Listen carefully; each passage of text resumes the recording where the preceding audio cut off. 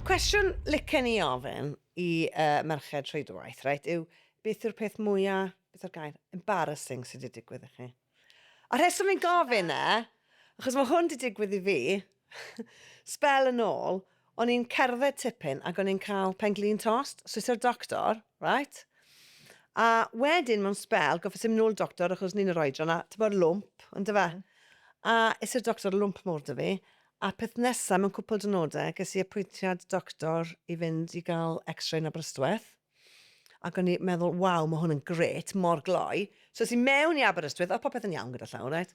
Es i mewn i Aberystwyth, a es i mewn i'r lle x-ray, ac o'n i fel, o, ti'n hwyr, sori. Nes i tits fi mas, ac o'n i sefyll na efo baps fi mas, ac oedd e jyst yn edrych yn mortified. A ti'n sori, ti'n x-ray o boobs fi, oedd e na, oedd e, ti'n Michael x-ray penglin ti. O, na.